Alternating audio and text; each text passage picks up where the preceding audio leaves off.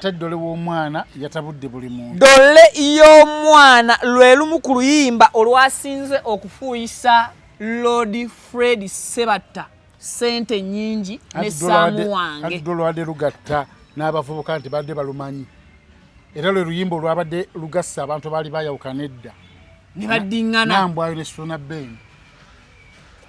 Yo waayi katono nnyo tuve ku. Olwo oluyimba lwe lwabagasse ne bagamba biri byonna byonna nakati tukole ki? Tubyesonyiwe. Oluyimba lutugasse nga lubajjukiza embeera gye baalimu yonna. Olwa dole ya mwana. Dole y'omwana nambwayo ne Suna Ben. Ke kavidi yako.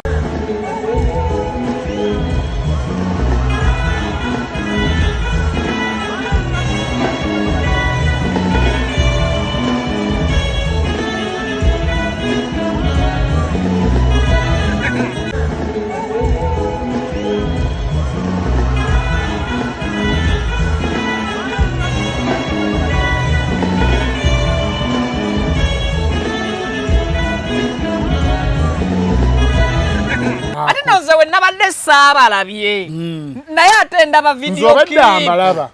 nga balinaaniganye nenga teri anyega munne. Nga banyiivu. Teri anyega munne. Nenga tebali ku mmeeza y'emu lwa olaba video yange gwenza okulaba nti badde ku tebo y'emu. Badde ku tebo y'emu. Suna Ben ne Nambwayo. Ate Suna Ben munnange nkusooka balabye Nambwayo n'abanga awuliramu ku nnaku anyiiganyiiga. Naye oluyimba lwagize n'abanga talina buzibu nga beetunuulira bati ne bamwenya. Wano oluyimba lutandika. Kuba nawulidde n'owajjita. Sawa yakukola. Yayisizzaamu kali vuum. Asimbudde atya emmotoka. Awo. Nambwayo n'ayimuka ne Suna Ben n'ayimuka. Ne beerabira ennaku yonna gye babaddemu ebyokukaayanira kalina ebyokukaayanira emmotoka nti waliwo emmotoka ya gundi. Nambwayo. Ya Nambwayo. Rakitizie. Anti abaana ba Suna Ben bo baagiwaaba. Abaana ababe basooka gitomeza. Era omusango guli mu process. Bagitomeza. Yagibawa bagivuge. Ya awo simanyi munnange nange futuulira biwulire. Anti okuwulira nga bigatta oba nga tebigatta. Yali kati emmoloka ya Nambwayo. Yes. Era akyagisasula teteba kuggwayo. Era alina lisiiti eziraga nti yagisasula. Gwe bali otakimanyi alina emmoloka. Nkimanyi bulungi. Kati ate essaawa zino si yagirina. Bali abayire era omusango agenda guteekayo ali mu process balooya. Baani abagiina abaana ba Suna Ben. Naye kirungi si Suna Ben. Era ye gurupu ye. Bejjangoonyiiza obeera gwe nga nze kukola ebivyoyolina omwana bw'abaakaaba nze mbadde tonjagala yosa mwana wo. Eyo munnange byekugamba okwewalanga abantu bakuno baveeko bbalaga enseko. Betty official. Baveeko bbalaga enseko. Ye muwabuzi wa Nambwayo. Alinga pulida. Eyo munnange byekugamba okwewalanga abantu bakuno baveeko bbalaga enseko. Yaani akedde ku makyoyo okutabangula pambi mbuulira ndabe lwaki ansumbuwa. Omumbejja ng'onyiize. Kati wobeera nakubanga sho n'ebukenya buli budde. Netuuka ekiseera naye omuntu yeyambula tanoonya. Nedda netuuka ekiseera neŋŋamba banaagamba nfuuse kitundutundu kusula motors. Neŋŋamba nedda leka ndeka abakozi kusula motors basigale nga be bakozi nange omugenyi ajjawo okukyala nsigale nga ndi muki nga ndi mugenyi. That's why nakendeeza emirundi gye nali nzijawa wane wa Haji. Mbalamusiza banyabo basebo ab'ebitiibwa abawa Bukenyi ekitiibwa ngera mmwe mumanyi ebigambo byayogera 100% bigambo bya kitiibwa. Nzenzeke yavaayo ne mbabuulira nti buli we mba n'emboozi ey'ekisiru nzirukira wa Bukenyi okubalaga nti muki. Okay, tubakulisaayo ababadde mu show zabadde bbiri olunaku olw'eggulo era nga show ya Serena ye yasinze okubeera nga ate ekwata omubabiro mu bantu yabadde Lord Fred Sebatta and then twabaddeyo ne jjajja wa comedy Amoto Mbalanguzi ne sides eyo byatambudde si bubi tugenda kubanga ate tukuwa updates sides eyo ne Bukenya yatuulidde ddala wali simanyi tawafunye gundi za paasi z'abamawulire naku zino kale wayinza okukwatagana mukone ku bantu abayinza okusasulira ebivu. Nsinza kugenda nga wa mawulire. Ati kati kyeŋŋambye nti kati kyonna ebivula ebisinga era sisasula face value. Katonda nnyambye kati yenza omu ku balina connection ngwe bakukwata nga nsobola okuba essimu emu ne bakusumulula. naye obanga tukutte mwana nga tobbye ninga buntuntu simi wavumye gumu so kati ku bypassing amateeka obwo mbukolako obwo nkuba essimu n'obimalira abweru okay ne bakuwa bondi kale tusooka otuwe ku ekivulu kyagenze kitya onywa njaga tomanyiire ebyo bireke ekivulu kyagenze kitya ekivulu yatuusewo sawa emu yennyini nga ggulu waliwo oluzikiza wabweru nga vibe ntono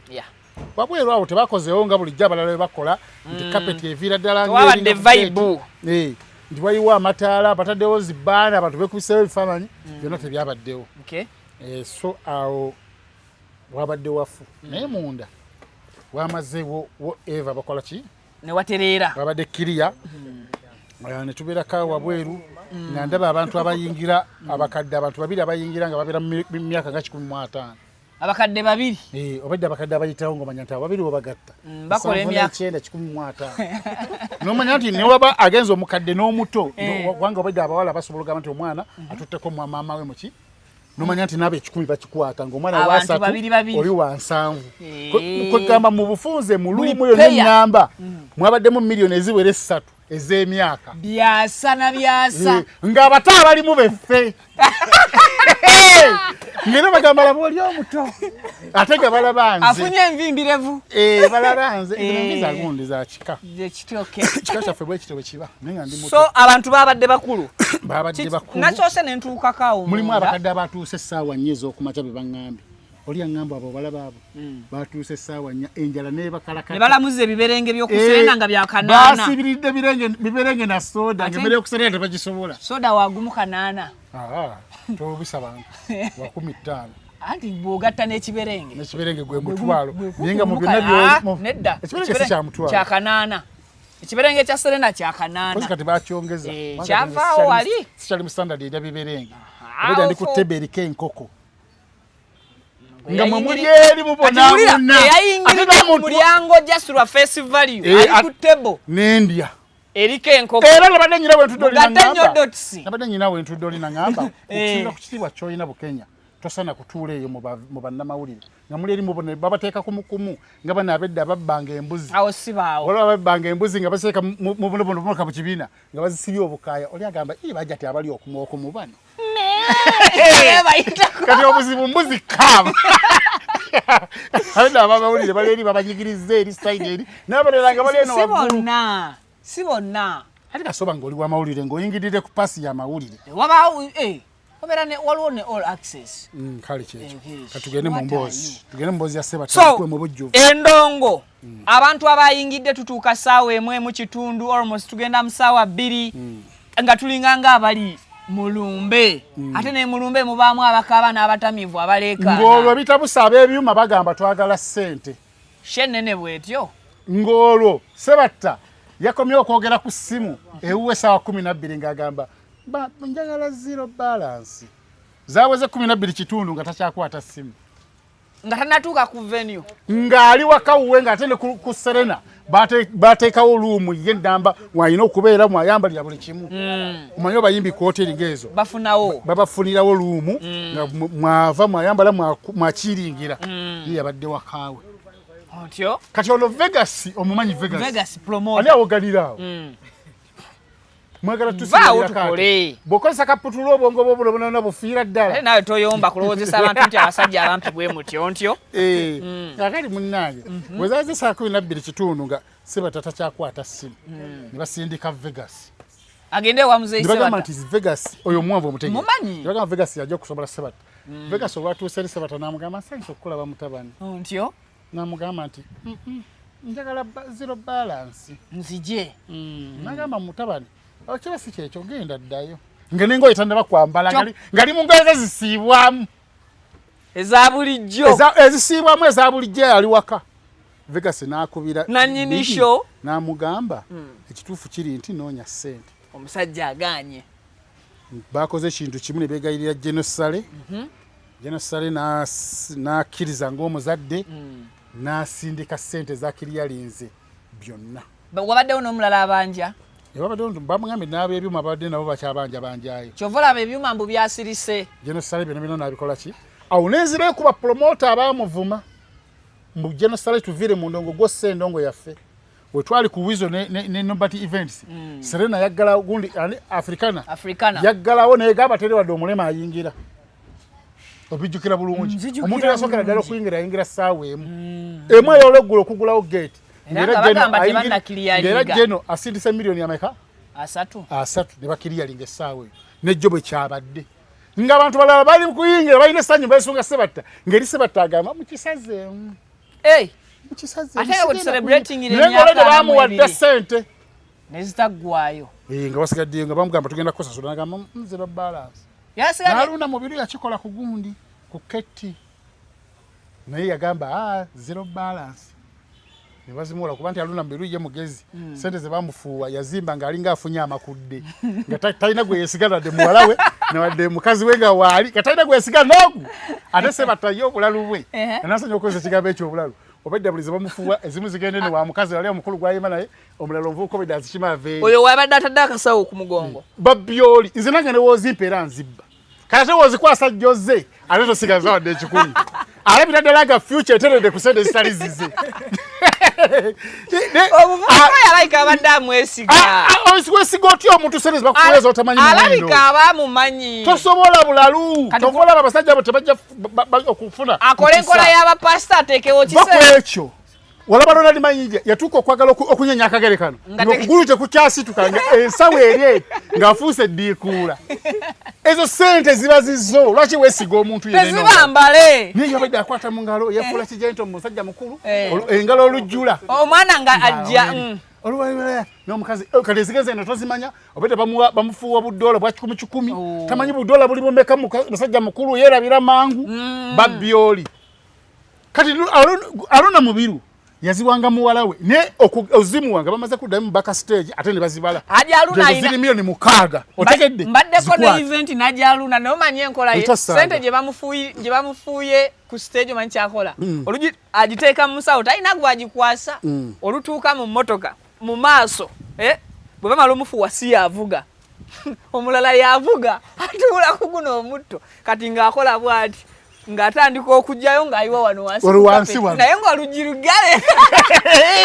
namugamba Haji onkoze otya gwe walibadde mugezi nojano kamerayo oyo mugezi kati ono ku muwala we engeri gyali nti no akomawo ku stage nga we batuuka eri baka stage n'azibala nagamba ezokwasiza miliyoni 6 ozitegedde naddayo ne bamufuuwa endala kubanga yajja emirundi ena naye ono obedde akwata ati bwawaayo ekyo kikola ku muntu gw'obeera weesiga abantu babbi n'omuntu omulala naawe wenyininyini ozibba naye Walukagga teyeesigisa muntu ssente gye bamuwa ateeka wano era nalabye Walukagga nga ali bw'ati atunuulira erisa alijja ku Sebatta olowooza ssente naye ng'alitadde nnyo kwani ku gwe bazikwata era ng'ali bw'ati twalabye kadonkamu omutuufu Walukagga ne Walukagga alina endongo ye kale just choreography ebeeramu mubaamuko ku zabadde ssaawa 2 zennyininyini endongo netandika King Michael yatandise yaguddewo yabadde very professional yimba vaawo besimanyi bulungi mannya kubanga obedda bonna saabalabako nange gambe nabadde wali nga nze omu ku balimu abato myaka gyo kiki kikuba nswera zaagala kunuuna kusaawa zino omusaayi gwe talina musaayi zinuunamu ki munnyu mwereere gwe wantadde wano ewali obuntu obuluma akati bunnange saawa 3 zennyininyini omukulu nakola ki nayingira olwo nga bakiriyalinze miliyoni 4 balance era genosale ekyo tukikwebaza ati mulimu abalalu abaddawo ne bagamba mbu gwosudde ndo nga bapromota nga balina ebyabwe bebagala ebirala yataasizza enamba y'abantu ababadde bayinza okwevaawo nga beecwacwana ng'omuyimbi tazze ng'ate talina nakyafunamu kubanga teyabawoze ye yakutte ssente n'abawa mwe musanyuke teyabawoze so endongo etandika ssaawa 3 alinnya ku stage yazzenga olaba Ronald Mayinja weyakola ki weyajja Ronald Mayinja yava eno gye tuyingirira ffe abantu naye gye yava agensi yo nenemulaba najja nga atambula microphone bagimweredde eri ku muzindaalo waliwo akantu ke bakozeewo ng'amalaalo akale katandikidde okuyimbirako oluyimba lwe bayita nalwewuuba alina ewaka abakazi nze nabawuseeko olwokano olwammwe nsazewo nduwa ekyanya mu ngeri endala Ngwena kise kingi simanyizo bakali bagamba mbibuuzi gwe biyimbe Omukazi nalebuba yasooka okuwira ebisenge nasooka butakikkiriza nga nkitya nange okujuleta ide n'obutambuze tewekweka leka mmala okulaba ensolo we ziriira nga bw'aba agenda okukola yali alina engeri yejabuzabuzaamu nga n'ekizigo takyesiga awo obuze ngenda okuwulira omukazi ng'alina ekirume ekijja kigulumba waliwo wagambira n'akika wansi w'ekitanda amasanyalaze gagenze yenna muwala abinyumya omulenvi olwo nze nsiriikiriddeeyo mumbye engango nindiridde bannange bawenjula entimba okundagama ku ddeetu omusajja yakuba endongo sajja bwayimba kituufu ekyaloodi kyetaaga kumuggyako tumwongereko ekyalo ekya legendary Lord Fred Sebata kubanga yayimbye ennyimba ng'azannyiramu emizannyo yayimbye oluyimba lwe bayita omuli asooka naye with all due respect njagala kwebaza abaana ba graphics yabadde Fenon Events abaana abakoze graphics eyalaze ku screen muli so mostive bazijjawa abaana bakoze waliwo n'ekifaananyi kye nalabye nga kya 3D si kifaananyi kya Rio ekyo ekyoluguudo ngene waliyo ennyumba n'ennyumba ekyo kyabadde kya 3D tekyabadde kya Rio byawula otya tosobola bitegeera aba graphics yes baana ba graphics neŋŋamba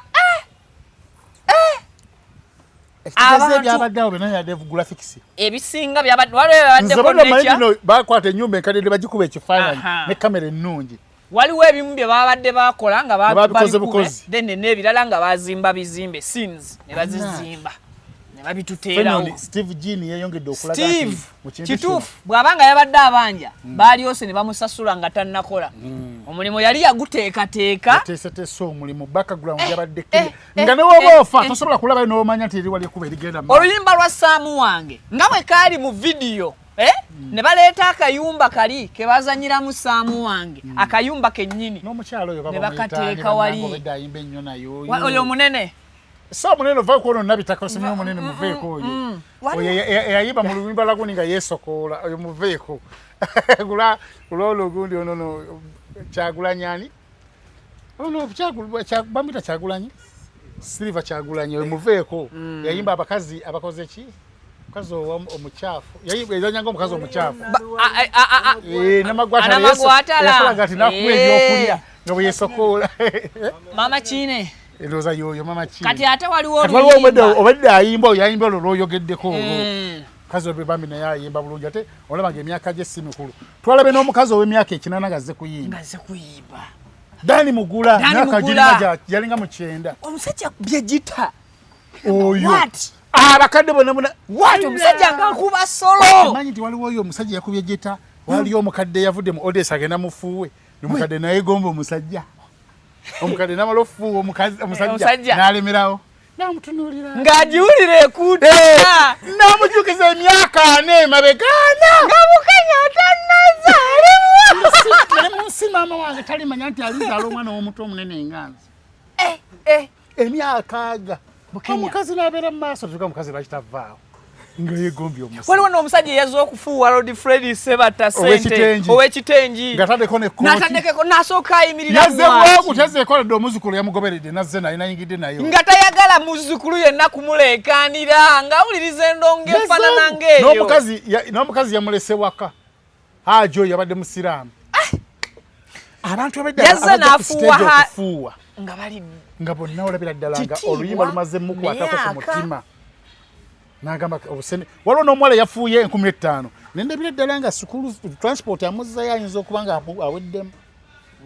mukazi mukadde kalekwedde emyaka nga 42 omuntu wajira ku stage leka abataala n'abantu abangi n'ofuuwa 15,000 mukwano omanya nti omukwano mungi n'oluyimba lulina kye lumujjukiza nga ayimba oluyimba lw'amaka g'abasomyeko kitalo olumanyi kati bwe yapafominze oluyimba olwo we nategeeredde nti obufumbo obufa ennaku zino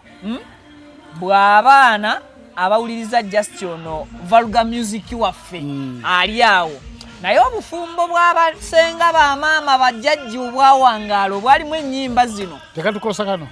tekatukosa just bwe kaba katukosa tunyigako obunyizaawo kati awo kiteredde akayimba ng'abantu bakayimba mu ngeri eraga nti bategeera amakulu gaako mu ngeri eraga nti kalina kye kaali kayambye either mu bufumbo bwabwe oba okubuulirira abo abaali boolekera obufumbo nga bano be babateeramu akayimba ako akamaka g'abasomyeko bazanya bulungi emizannyo egigenderako era ye ennyimba gye bakolanga ennyimba ey'edda ng'oluyimba lugendera n'emizannyo wala oluyimba omuli asooka omusajja oyo yazanye ng'omuzeeyi nabatemanyi nti obaye muzeeyi kalali asi muzeeyi kalali wali yabadde yeesiize bino asi muzeeyi kalali naye nga yazanye bulungi bambi nga era bwe kyali mu vidiyo y'oluyimba ezasookera ddala nga lisa batabambi ate ono nga yalinga ng'omulalu omwana n'agwa n'azirika nga tebwanyumirwa ng'agamba oli sezalanze si sezalanze jangu nze jangu ebintu byanyumira olabira ddala abantu bajjayo ati w'oluyimba nga bagezaako ne message okugijja mu lyrics ne bagikuteera mu visual newankubadde nga temubaddeemu byakuleeta nti kushootinga video tugende mu kifo kiki yatwayimbako kiri n'ekiri wabula ebikolwa bye bakola ku stage bikugirayo amakulu g'ebigambo ebiri mu luyimba olwo. So thank you so much Rod Fred Sebata. I think kyali kikugwana okubanga Ssaabasajja Kabaka ye kennyini akwekwera engule eyo gye waganira eri mu bakyerupe. So kyali kirungi nnyo Ssaabasajja yamanya amakulu go n'omugaso gwe eri Buganda. Era ne Katikkiro assistant Katikkiro n'awa speech ye yabadde nyuvu okuzaama. Kati ate ddole w'omwana yatabudde buli muntu. Ddole y'omwana lwe lumu ku luyimba olwasinze okufuuyisa Rod Fred Sebata sente nnyingi ne Saamu wange. Ate ddole lwadde lugatta n'abavubuka nti badde balumanyi. Era lwe luyimba olwabadde lugassa abantu baali bayawukana edda. Nibadingana nambwayo ne Suna Ben yo wai katono nnyo tuve ku olulimba lwe lwabagasse nibagamba bilibye ne nakati tukole ki tubyesonyiwe oluyimba lutugasse nga lubajjukiza embeera gye baalimu yonna olwadole ya mwana dole y'omwana nambwayo ne Suna keka video yako ate noze we nabadde saabalabye naye ate ndaba video clip amalaba nga balinaaniganye nenga teri anyega munne nga banyiivu byanyega munne nenga tebali ku mmeeza yemu lwakuba olaba video yange gwenza okulaza nti badde ku tebo yemu babadde ku tebo yemu naye babadde etebo nga zirinaniganye nga olaba emiti ndi kati kiri ekibanja kikyo kino kyawano luwanyi kati wali nosimba fene nze nensimba emicungwa oba kedo kati kedo oyo neyerinaanigana nenga amatabi geno nageno gakulaga sisinkana nenga omwali mu kibanja kiri omulala ali mu kino nenga oli abalaba wali alaba enagalaga baneiba bawedde emirimu talaba oluwanyi atalaba oluwanyi kyekyabaddewo eggulo Suna Ben n'enambwayo ate Suna Ben munnange nkusooka balaba ennambwayo n'abanga awuliramu ku nnaku anyiiganyiiga naye oluyimba lwagize n'abanga talina buzibu nga betunuulira bati ne bamwenya wano oluyimba lutandika kuba nawulidde n'owajjita sawa yakukola yayisizaamu kali asimbudde atya emmotoka awo nambwayo n'ayimuka ne Suna Ben n'ayimuka ne beerabira ennaku yonna gye babaddemu ebyokukkayanira kalina ebyokukayanira emmotoka nti waliwo emmotoka yagundi nambwayo rakitizie anti abaana ba Suna Ben bo bagiwamba abaana ababe basooka gitomeza era omusango guli mu process bagitomeza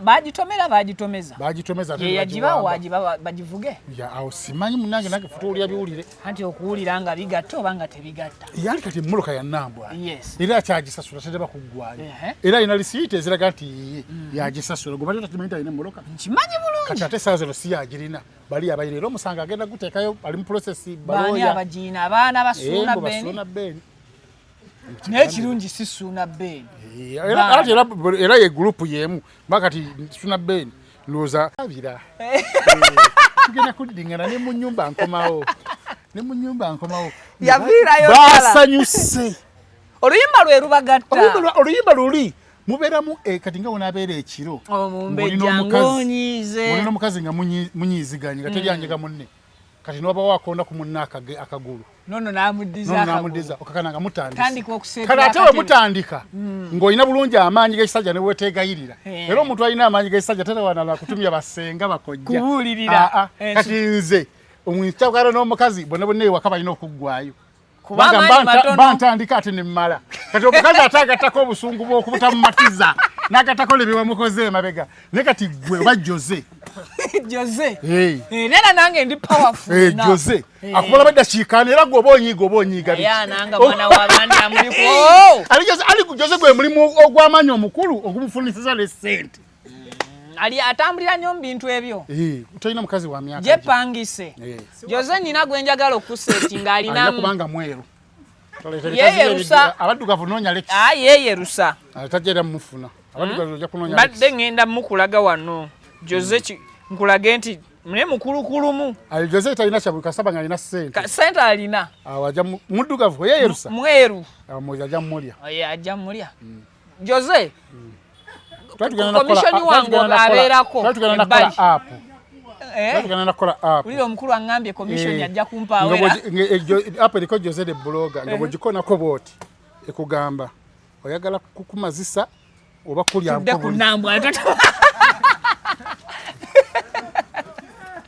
so bwatyo we babagase so Fred Sebatta ye statement Lord Fred Sebatta yakoze oluvannyuma lw'okuyimba oluyimba olwo nti kansuubire abafumbo abazze wano nga mulina obutakkaanya muvuddewo ng'obutakkaanya buweddewo oluvannyuma lw'okuyimba ddole y'omwana enamba ayo ne Suna Ben yabadde adedicatingira message basajja kangolo kuba muno obugale bate bejjangonyize ubeera gwe nga nze kukola ebintu byolina omwana bw'abaakaaba nze mbadde tonjagala yosa mwanawo eyo munnange byekugamba okwewalanga abantu bakuno baveeko bbalaga enseko Betty official baveeko bbalaga enseko ye muwabuzi wa Nambwayo alinga pulida eyo munnange byekugamba okwewalanga abantu bakuno baveeko bbalaga enseko yaani akedde ku makyoyo okutabangula pambi mbuulira ndabe lwaki ansumbuwa mbejja ng'onyize kati wobeera kalina bannange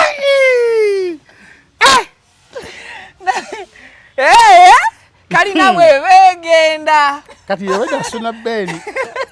watunulira kalinaye ngeri mu lugendo alina kukola kintu kimu kuddingana na mukazi nakuzina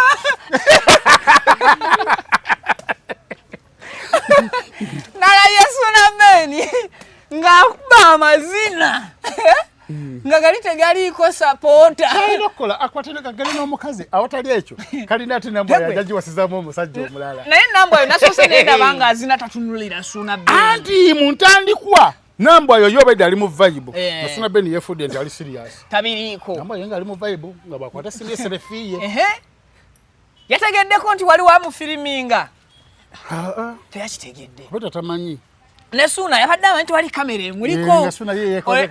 ebirowoozo byabadde kuddole Nambwayo ne Suna Ben nga balinaaniganye nze ne mmanya nti wano waliwo eggulire n'ogijjayo nze ebyokusajja bano nobedda sibiriiko bedda amaaso gandi ku Nambwayo ne Suna Ben ngamba bwe batalwana bajja vaawo bewahaaga olwo neggulire nze ndiina nekwata essimu emu nengisaawo yo nga tevaawo Lord Fred Sebatta alina akantu ke yakoze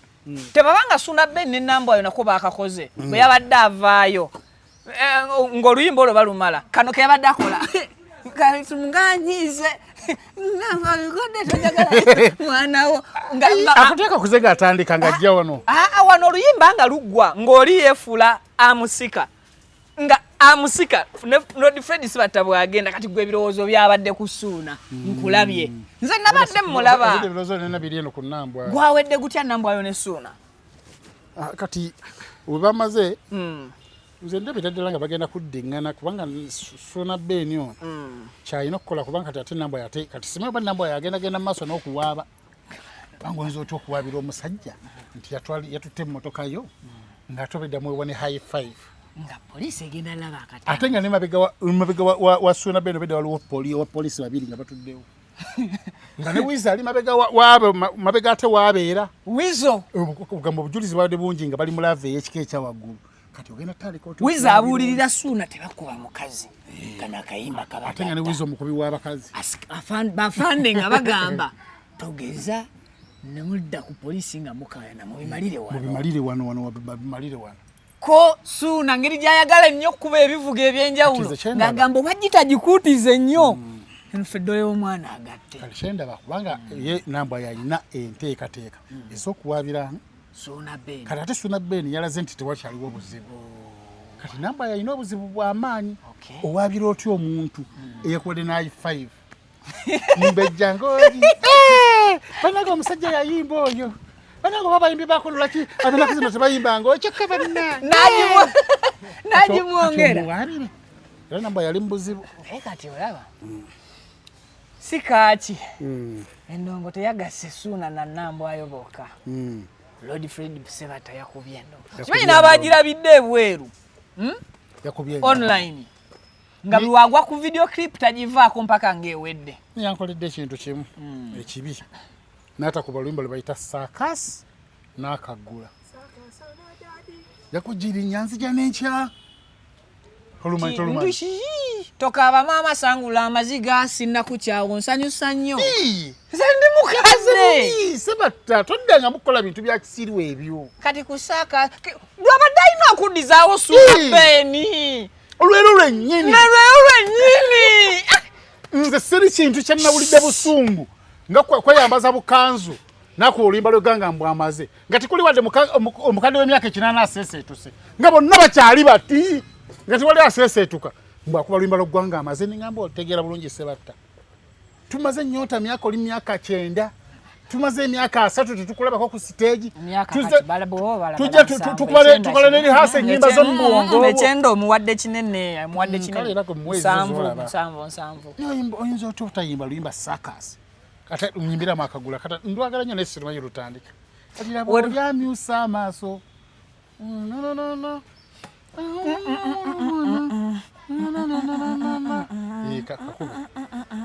n'oluyimba yaluyimbye Juli saagala nnimbe wandibanga omulala naye toyaluyimbye ne watukoze ekimuzeeyi waffe muzeeyi Saakasi akagula Saakasi wamumaze akagula Saakasi oluyimbi olumanyi n'odumanya naye akagula tolumanyi akagula by Sebatta copyright mutusonyiwe tujja kubategeeza wali wano abaazitwala abaazigula ne baza uploading emyaka 10 naye yennyini tamanyi tenyimba ze zirina copyright online balina asimanya Yoga Music Yoga Tune yagula erina copyright alina nnyimba awo nnyingi mbwe ebyo byonyumyanyumiza malaaya zo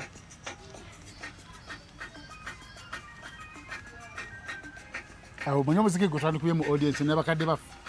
bwena ndi mubakadde netololeddwa abakadde gumu kyetwandikoze n'abakadde awo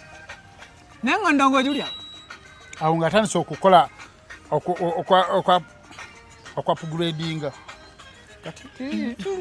ulira solo bwekwe awo ng'owenyolera mbakadde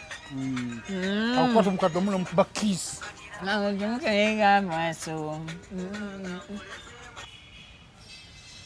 kimala kirabe ebiiso nakujiri nyanzija n'enkya tokaaba Nambwa osangula amaziga sinna kukyawo nsanyusa nnyo nkwagala munnange nanfuka kali abadde alina amaka okuleka nga betadde ddala gateredde ne gadde galina otererera ddala Saakasi so Sebatta bw'atyo byatuwadde endongo performance wise zabadde tetuyinaawo complaint yonna kyabadde massive byonna tugaseeko Georgias tugateeko kagambo kyawa tukogera kalala ate nga sikitika makulu Expectation kitegeeza. Sebo. Alina olulimi lw'abalooya mwegendereza. Atutomeza justice. Atutomeza. Expectation tetujja kyogera. Ekyo kyogera mu. She yabadde favorite. Kijja ekyo. Tekijja. Positive ne massive bimala. Bimala. Okay. Abantu banyumiddwa. Abantu bazze wajjudde. Sound was big events. Big events though. Kubaga sebatali madde abantu okutegeka. Kye yakoze kale kya center abantu ze basasudde ku meza na biki like omuntu yafunye services jja mu center ze yakoze eki. Lwaki. Like waliwo shows ezimu zibabeerako nga olabira ddala omuntu waba yakutte million 2 oba 3 kugula table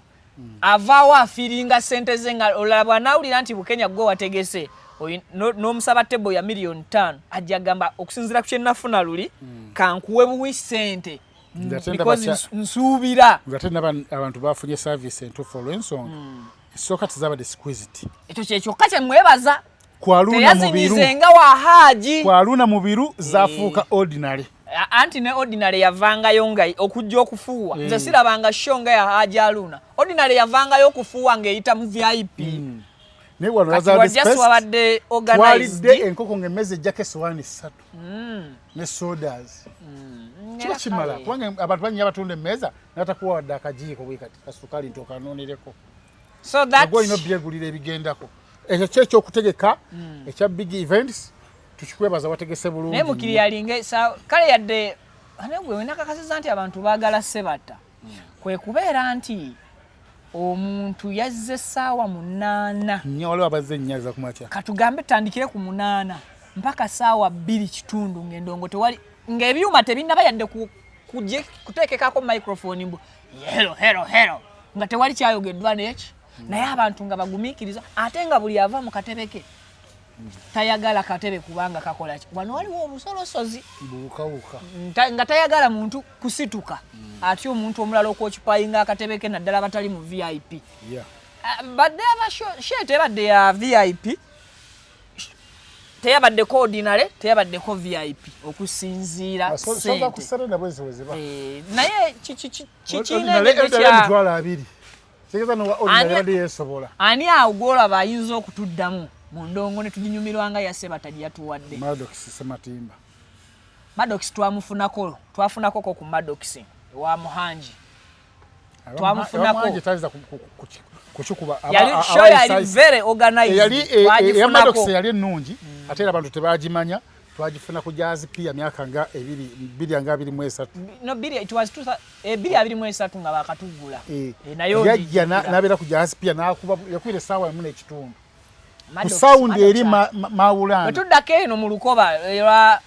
olwemu olwa soleyo taliiwo mulala tewali sebatake yatumaze kati bakasani kusasira abo bajja kusasira gyali ku Shiraton ba Geoffrey Rutaya Maureen Nantume Geoffrey Rutaya abo basobola honorable bagenda tegeka show concert oyo ne abantu bayina maybe February oba January honorable Geoffrey Rutaya Serena agenda jikuba mitwala agago ezo ne sente ziri confirmed honorable ayina endongo so kati awe tutunulamu ababandi kati nolaba bwe tuwewula music wa leero nti music wayo tetuyoya kutusindika muntu waffe yenna kutukubira ku sente nene mu Serena ate abo bo tubasindika lugogo kati awo kibawe ekyokuyiga era abantu abagala ennyimba ezo oluuso bajjamu nga bakulumuko mu myaka tuyinza mutu anti kati labayo tukula okimanyi Bukenya nti olwaleero omuyimbi ali ku generation let's say Spice baani bashiba baani bwokula nabo bakula kati Shiba bwali tegeka emyaka gye like 40 years of Shiba oba Spice olowooza gwe wolibeera 40 years mu ndongo let's say mbamenti no ndinganye n'emyaka 90 yabo kwaba babi mu ndongo tolaba nti kijja kuba kizito kijja kuba kiralamu era tugenda yo ng'abazeeyi mu myaka eyo naye nga tugenda kuwulira ki mu myaka egyo nakyo kikulu shegede so a topic ewedde so kyekyo mukulikireeyo ddala and big events y'omukuba promoter bensinga okuweera ddala respect ate nga awa ne bapromota banne ebitiibwa ensonga respect big events buli kivulu kye kyonna kyategeka takaluubirizangako teyeefuulirangako baana b'amawulire batambula nabo abantu abamu bapromota nga baamaanyi bwe bategeka ebivulu byabwe abaana babayambyeko okusindika show ku lunaku lwa show babakandaliriza naye bigi bw'ategeka passers bawambudde ate mu bungi ate takujuliza mbugundi negundi mwenna muba mukimanyi nti bigi yategese ku eno event press yagikwasiza mu Kenya era Vegas bade yagiriko okitegeera ensonga nebange gwera ddala buki bulungi so promoter muyige ensonga eyo nungi nnyo esobola okulungamya kikituwa amaanyi nze wano ku Vika exclusive nali nkwata obulango bw'abasajja ku bwerere just njogera bwogezi nabo nembubateeramu naye nenkikomyanga basusa akamanyiro mbalangira show omwezi mulamba olunaku erutuuka nawe we waligenza okolere ne bakumma pass ng'osobola okwevaamu yadde wa mitwalo 5 wa mitwalo 10 naye just omuntu ono mu valuing so ako kalungi nnyo bigi keep on tokola ki tozikiza kola tuli wa haji isawo sente z'abantu tuzirya babiri tuli kusura motors wane Makindi tekako simayiro ng'olanga business y'omugagga kusura motors wano Makindi tutunda motoka tetutunda binyeebwa tetutunda bijanjalo tetutunda nswa tutunda motoka tusangibwa Makindi wano opposite Africa Oil mu junction ya Salama Road Christmas etuuse awo offer muve mu bintu ebyo ani yasazeeko koka discount kugambe tasobola kujja wano n'oba oyina eddogo erikuliko n'otavaawo na motoka n'oba oli yakuloga amayembe gagenda kwekanga ng'ogivuga bagambe twabaddewo kumbe twakuwadde ku bbanja ate ku ssente entono sente yazijjeewo kumbe emiliyoni 15 wasasuddeko 7 tumanyi n'okunyiiga ne tugamba leetako 30%. Sula nga omusanze anyiize zonna zonna z'oleeta zikwata kasi omusanga mu muudu eyamba agamba bange alabika ayagala emmotoka kamuwe alabika aswaza mizimu swaza kika kojjano wano n'ogamba Sula nti newaffe emmotoka zaagaana mwe bayagalira ddala nze nsoose naye tokaaba togattako maziga abo abakolako so enamba yange eri 0779 21 okay 0779 21 oba oyogera direct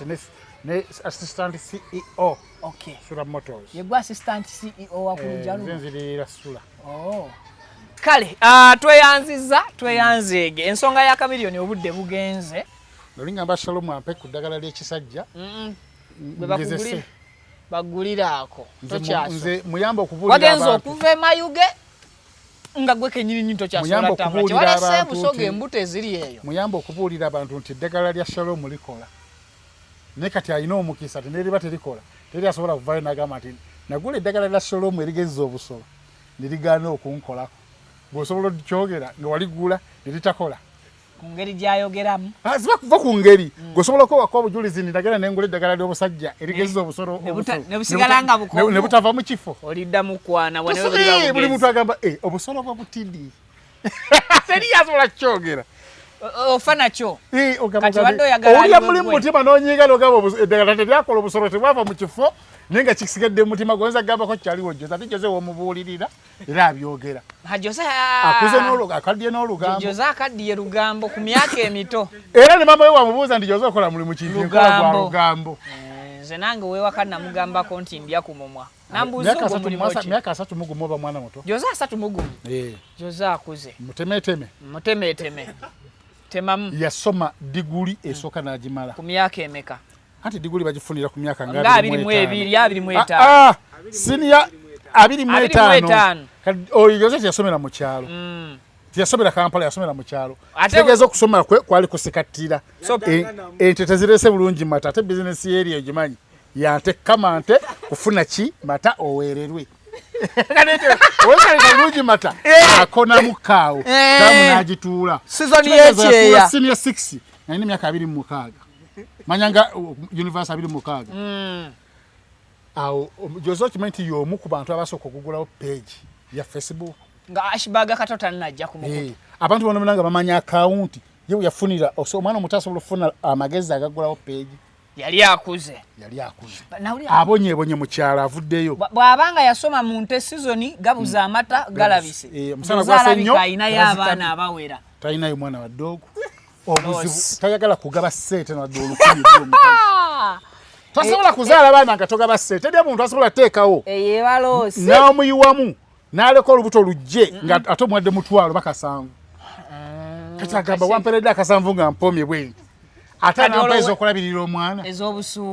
ez'obusuuka nze mbonebone nenappi pampa bw'aba diguli esooka yagifuna ku 25 26 n'ayisawo ebbanga nze nagenda okulaba Jose namulaba mu 2 nga gwe olina emeka nze jange ensi yonna egimanyi era Jose azaabimanyi naye omulaba mu 2 nga Jose abonyebonye n'ensi nga n'omulimu talina bula nga ali ku Facebook ate nayo bagibaninga ng'erina shadow ban ng'enseemu ku teeti yabanga otiki gwe twasasulanga omusolo gwe baleeta mu luli ne bagikwata be bamu ku bagulwanyisa Jose yakuba otiti nga bagulwanyisa nga sebera bitegeeza nga yalina obwongo obugamba nti oyo otiti naye nga ne otiti amanyi kitegeeza naye ng'akirwana yali akimanyi kubanga yali amaze diguli esooka kati tukwatagana mu 2 nga nkyali Dubai mulaba ntandika okulaba nti Jose wuuyo nkomawo tuddamu tukwatagana tuli mu Bloggers Association ya Ichuli yemwe group y'abalya yajja Ichuli eyagwa blogger eyagwa kati wali yagitwala maaso association tewali yagitwala maaso yagwa kati munnange nkwatagana nyine Jose da blogger kiteekeko bayinza Jose the blogger oli omusajja wo ku Victoria atuwazi scholarship muganga Jose addayo asoma diguli ey'okubiri afune masters waliwo yabulira waliwo Jose we yabuliranga ku FBI awo embeera ng'emukutte mu mwezi naye ng'era ku mukago ogw'ekiro apostinga naye nga tebitambula yalina shadow ban nga mwavu Jose yakamala mu bugagga omwaka abonyebonye emyaka 3 ogumu kwafunidde obulamu kwaterereza obulamu ku mwaka gumu kyokka ate nagwo akyakaaba takaaba nnyo kati ayisha musabye emitwalo 2 akaaba tayiza gikuwa kubanga nawe oli musajja olaba zimma abakazi beebakako ataziwogge gwakwagaza ki ate gwe tosikiriza nakulya sigamba nti noboli musava nti oli musava omuntu ayinza sikirizibwa nti nno we balikkiriza ebisiyaga nga babitongoza ndi mulya ng'oliika kwaga amagumba buli wokwata gumba tolina nnyama tubadde ku Jose tosirwala kati wogamba nino byagamba byasiriwalira oli muno ndi China kito emyaka 32 omuto 35 hata ajiweza bw'oba obaze nti yaddayo kusoma yamalako kyekyalema yali asoma kufuna mulimu kati Allah amuyamba afunamu kasente nagamba kati nsoma ki mbadde nsoma kuddamu kufuna masazi nfune omulimu ate nfunemu kasente iyo market javuga iyi kapiata Jose da blogger sijja kwogera ebirabwako byalina ayina byalina ebyesagala kwogera wano iyo yalivayo nabyo ngamba byogere nembyogera okugezanga pozi wabiwakanyanga wali awo Jose oyina byolina oba tewali bingi kale woyina ebingi tomanyira blogging wa Jose twagala tumuteerewo abantu bamanye nti okuwa olugambo olire giti nga bwakikola alira byafunamu awo omanyira nti buli muntu alira kalimoke alira ku mulimu gwate tolinyoma nga mulimu jasirongoosamu sente zonna Jose zafunye ziyitidde mu layini ya blogging yepositioninze bulungi yewe ekitiibwa tawemula talyanga ku mukazi n'amugoba nti ate kasitakola post n'ateekako kojja Joseph ngomanya yasasuddwa gikola omukazi bali waliwo abasajja bagamba omukazi kamulete mulimu abakazi abagamba ngomanya yalidde mulindako kati oli ego teyogera weeyo nebitekere abena mulimu omuvubuka abagamba kati ngono mitanda agamba nti ono yewakalika bakayita bata kaputulu kati waliwo yali atusalamu kaki kaputulu mubi kati mitanda manyi kyakola yoyo yayina ba usigalo ojjukira oli gwanyumizake owa usigalo yawandiika ebbaluwa yoyo kati mwate mwabira bate tugenda biddamu kati mulimu agamba nti kandeeta omwana ono amulye oluvannyuma nkamutema nti sirina ssente Jose akkubirira bwessiba ate omukazi bamukubira nti Jose njala kujjayo waka namugamba ogenda kujja naye nga nze sirinaamu Besigye agamba nze sirina buzibu transport wange mulina tagaba ssente kugamba omukazi ajja akimanyi nti anoonye service not money kati ssente ze zonna buli kaafuna ssente zo gwe muli bwe weewuunya ogenda ziryangaani katugende ku topic ya leero ebadde introduction Tomanyiira bwe bantu ayina gwensaba ssente si gwogula data obudde enkuba yejja obejje tonye tuyina tuli wa Haji Sula mutujjudde mamotoka kamera gye tuyina eyita mu ndabirwamu motoka za Haji esinga teziri muti kati oli atukwata omugongo guno mu tetufaayo oba muwanvu tasobola kwefunya kubeera muli ati yali tasobola gamba ku bazadde ku lunaku olwo andi kati ono mulaba ono ne wata wa mama w'essente kale tubaaniriza butere tubaaniriza butereevu ku mukutu Viki exclusive yonna gye musinzidde okutulaba nyina okuwa mama ssente buli zenfuna bagula omutete tuli kusula motozi ne kati oyo benondeka amayi kyeŋŋamba oli naye kyali kiregeeza naye mutwaliddemu akale nkuwaddeyo eddakiika okube tugende mu maaso tugende kugira ate n'okugira omukyalo yaŋŋambye mbu yenza omu ku boogera ebyamakulu kati sagala ate mbyonoone akatwakatendibwe kati kanyonone it has been long time nga sisisinkana musajja Bukenya Media Runesa Properties yife bakabaka mu kutunda amataka g'ebyapa n'ebibanja era nga tukuletedde estates ne ploti ez'enjawulo okwetola eggwanga lyonna ku ssente ez'owansi okutandikira kakadde kamu n'ekitundu okugeza Nakifuma Kateete 25 ku 5 ku miliyoni 1.5 5 ku 10 ku miliyoni 6 Namalirika Kuukulu 5 ku 10 miliyoni 6 25 ku 5 ku miliyoni 1.5 tulina ploti ebugema okuliraana emabega wa University 5 ku 10 ku miliyoni 12 zokka na 5 ku 5 ku miliyoni 6 zokka nga kwoteeka offices zaffe esangibwa Kasangati ku 10 okulira na Equity Bank tukyalireko leero tukutuusa ku ttaka ly'ekirooto kyo ate ku bbeeyi layisi ate nga ku Runesa Properties tukuyambako n'okulaakulanya ettaka lyo nga tukubira pulaani z'amayumba ez'omulembe kwoteeka okuzimbira okumanya ebisingawo tukubire ku noti 774 12 07 10 ne ku noti 704 27 41 28 Runesa Properties, let's guide you home.